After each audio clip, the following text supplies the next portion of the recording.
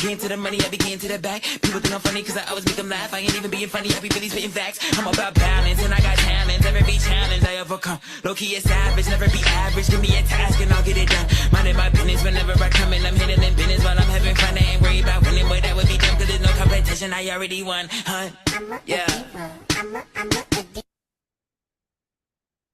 Peace, peace, peace, family. How you all doing? I hope all is well with you. My name is Keisha. I'm the owner of Astrologiks, and I am your astrology coach.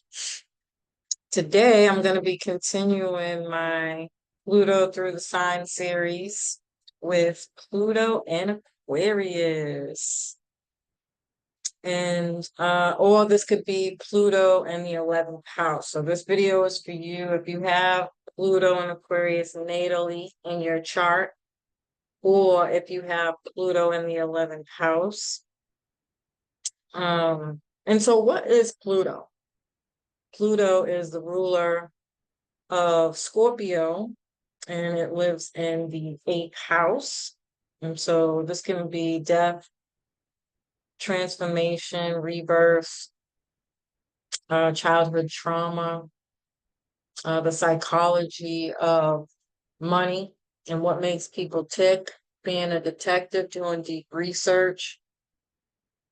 This could be all the parapsychologies like astrology, numerology, tarot, palmistry, all the divinations, or like joint finances,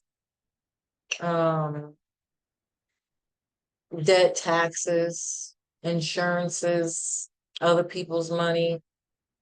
So this could be things like people who owe you money and people you owe money to, like bills, or government money, like child support, SSI, welfare, all those things, right?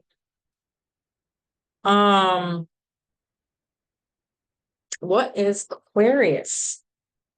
Aquarius is a fixed air sign. It's ruled by both Uranus and Saturn, and it lives in the 11th house. And so these are like your hopes and wishes. This is the oldest child, or it can be like excuse me, like an adopted sibling, or an orphan, or somebody who was kind of given up at birth, or a step sibling. This could also be the humanitarian, friends, groups, circles, social media, networking, connecting,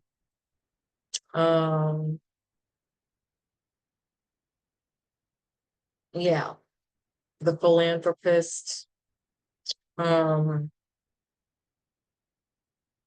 scientists, any kind of travel, to be honest, but because Uranus is the higher octave of Mercury, this can be like not just flying by way of plane or going somewhere, or traveling by way of like bus, trains, or walking, but it could also be like mental travel, super intuitive, like they have a direct connect to the higher mind.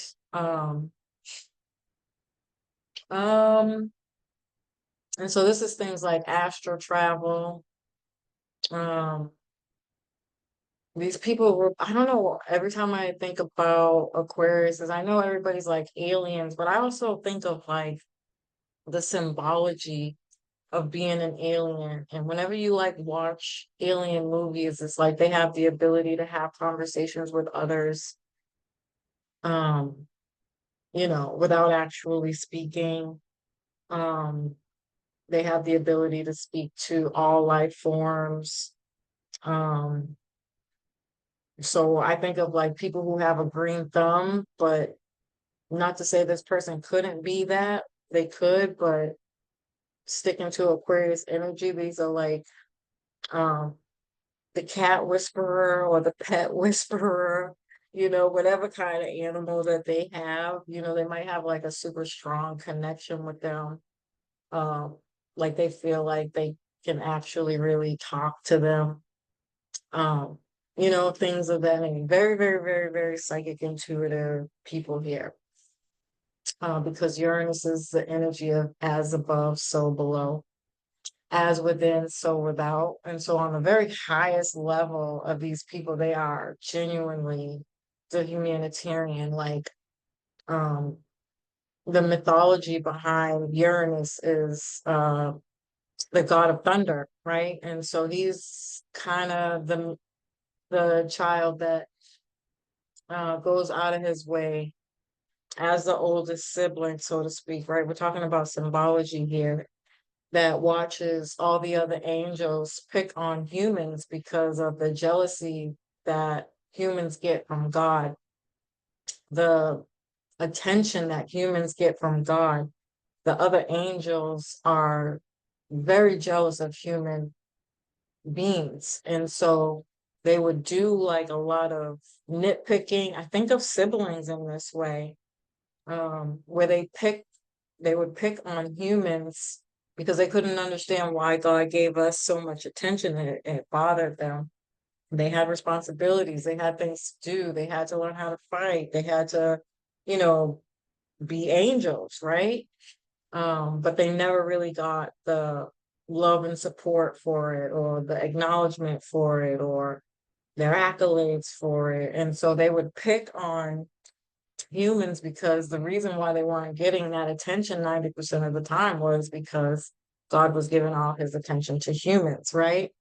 And so the only person who stuck up for humans was the god of thunder. I'm pretty sure it's based off of Prometheus. Um, and he gave his lightning bolt to humans to fight back the pe to fight back the angels who are, picking on him. That he's seen it as, you know, they have powers. Like, you guys, angels, you guys have powers. You're immortal beings. Why would you be picking on people who don't have that same amount of power? They seen it as unfair, unequal. And there's some level again of understanding us at a deeper level where intuitively he gets our position. He understands us in a different kind of way. And um and because of that, he gave us his lightning bolt to be able to fight back. And so when I think about the symbology in that story, I think often you will find these people giving back. It's just that simple. You know, they're going to stick up for you. They're gonna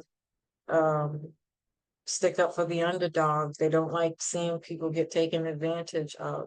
And it's not just people, it's the world, it's the land, like um, any kind of cause that is diminishing something that's pure, natural, and nature.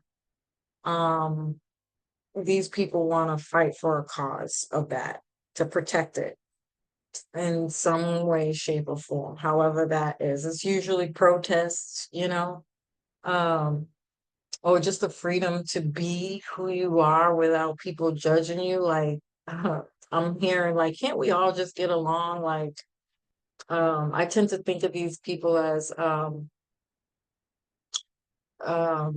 people who give to their detriment, and they never really think twice about it.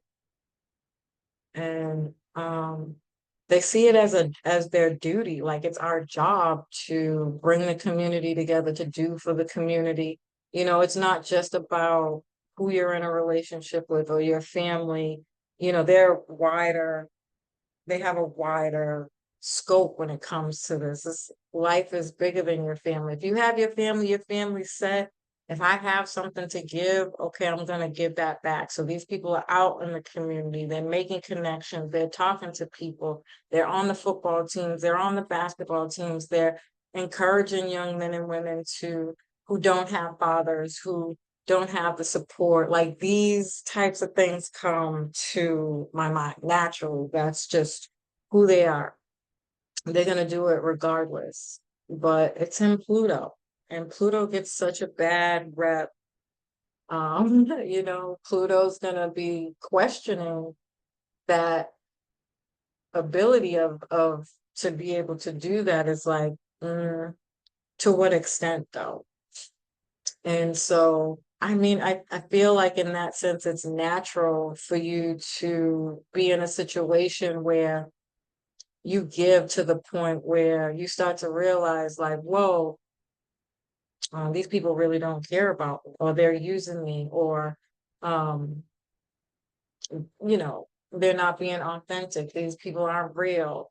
Or they have some trauma that they have to resolve. And it might not be readily available. Like you may not understand just looking at the person until later down the line, you're like, oh, okay. So I'm involved with these people. This certain situation came up. I gave this person a hand. Now it's over time it has built and turned into something else. And now we're talking about victim mentality, right? But before I continue that, these things can stem from childhood where, again, these people tend to have a lot of secrets um, in their family, of like strange relationships in the family, like incest. This is like the white woman who wants to save the slaves, or um, wants to know, how can I get Black people to like me, or what as a white person can I do to support Black people. Or this can be like major crime in the family where somebody did some serious jail time for a serious crime, or like something kind of crazy that these people experience in their lifetime at a very young age that affects how they turn out as an adult. And typically these people, again, they want to do something about it. They want to say something about it.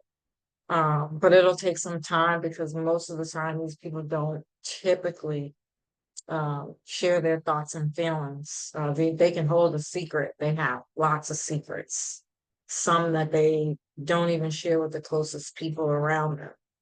Mostly, this is what prevents them from making a move or doing something.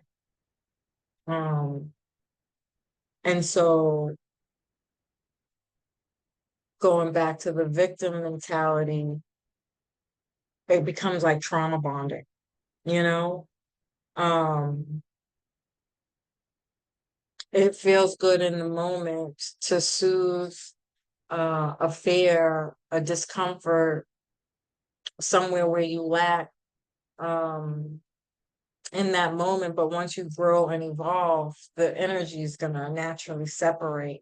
And then you start seeing things from a different perspective. And it's like, oh, this person really needs help. Or starting with yourself, like, oh, I really need help. And it's not until that point that people kind of get that phoenix rising perspective. You could stay in this energy for a really, really long time.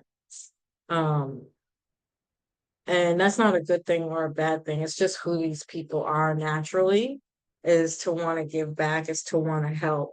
But again, you have to be careful, especially because it's in Pluto, that you're not being like super saver hoe, or you're not condoning bad behavior, or you're not playing the blockage to somebody's ability to grow, because you're continually soothing uh, a cut, a situation, some kind of trauma that needs to be healed, that can only be healed by facing it and not coddling. Does that make sense? Like, it's one thing to want to help somebody, but that's just not how energy works. There's spiritual law, rules, and regulations to how things need to be dealt with.